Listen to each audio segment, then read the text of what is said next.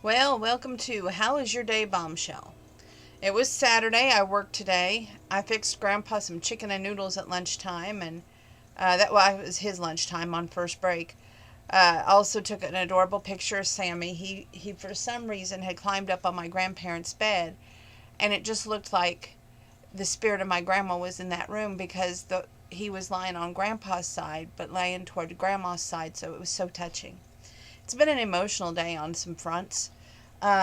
Finished part one of two amazing books, and the author on Facebook knows that I'm her biggest fan, and I commented and she commented back, so that was pretty cool.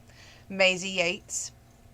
And I was a little concerned because last night, it wasn't too long after I did How Was Your Day Bombshell, somebody else watched it and liked it. I always am wondering, why are they watching? What makes them watch? Who's watching? Maybe I shouldn't be so curious because curiosity killed the cat, right? But um, thank you for whoever it is, liking the video. I just hope it's for good reasons and not bad. I'm so used for bad reasons and bad things happening to me. But I worked today and I put some things in perspective. I told Grandpa on Monday we are calling the guy that seems to be a handyman that I found on Google, and I'm going to ask him to do the attic. Yes, that means going in the attic, looking in the attic, seeing if he sees anything unusual, like any critters, and taking care of them, hopefully, and then putting the door back on the attic. Now, I would have thought that I had a few brave souls who liked climbing, but apparently everybody are tenderfoots like myself and like to be on the ground. So that's okay. The other thing is, I've decided that we're going to go with that guy for $330 if he still will do it for that price. And that's dumping the rock and spreading the rock. So that's a good deal because the other guy never did shoot me a quote in my inbox, and I kept looking, and he did not keep his word. And I'm a big believer on keeping your word. Speaking of that, there's some old country that I went back and I was like going, in the 90s, who did I listen to? And boy howdy, yes, their group had some amazing songs. And two that I have listened to lately, and I think I might have even put them in my playlist. Let me get into my YouTube here and I can tell you.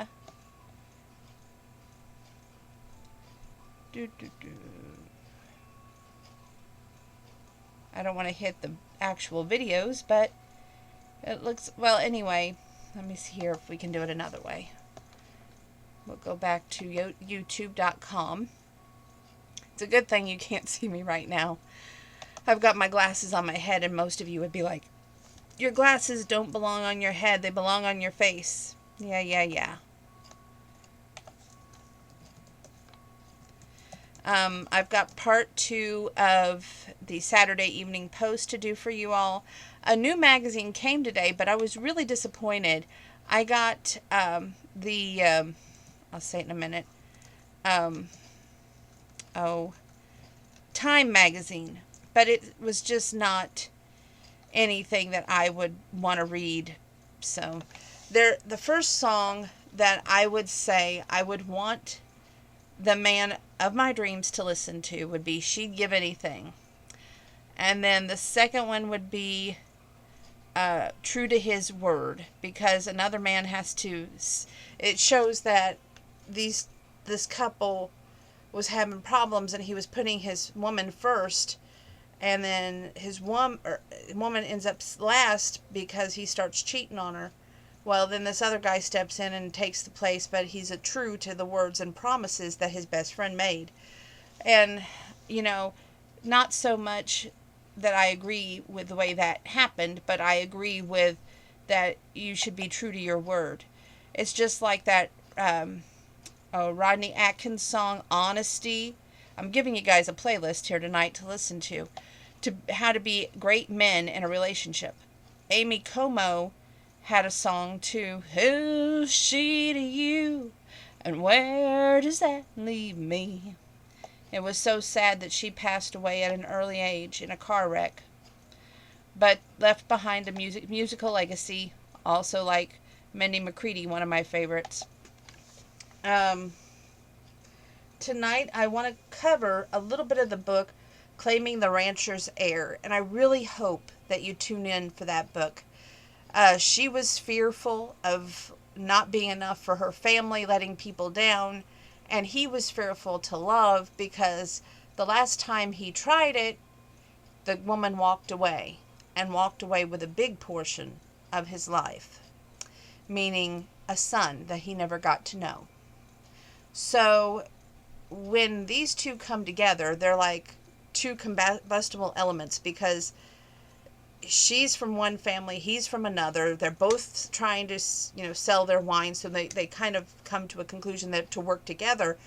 But when they do, it's like two head-on freight trains, and it's not a bad thing. I mean, it's kind of like a Rip and Beth thing that you just see the I like what she said. There's more to chemistry.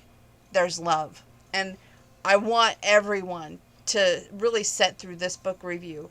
And Maisie, I'm probably going to make you proud, and I hope I don't make you mad because I'm going to probably almost read half the book to these people because I think they need to. Some of those words spoke volumes to me, and it was just like it needs to be heard. So some who don't read, but would fit into that culture of, that kind of lifestyle, would probably be the perfect ears to listen to that message. So I plan on sharing it. Not much else to share tonight. We went to Dollar General after work. It was like a quick jaunt in and jaunt out. I wish we could have taken longer, but Grandpa never likes to take too long shopping, and it's just always depressing. Went to Arby's, through the drive-thru, of course, came home, and it was just like, okay, I'll sit down and watch this Hallmark movie. Then I got depressed because I was just like, this is just depressing. And I felt like anymore Hallmark's doing the same kind of movies over and over again with just different characters. So I don't know if that was it, but it was just like dull to me. And so then after that, I danced a little bit in the front room, took out the trash, and now here I am with you. Again, no picture. Amazing, right? I got me a glass of tea right here, so I have enough gumption to cover at least the first few pages of the Claiming the Rancher's Heir. We're definitely going to do the Saturday Evening Post. But I definitely want you all to check out those music recommendations.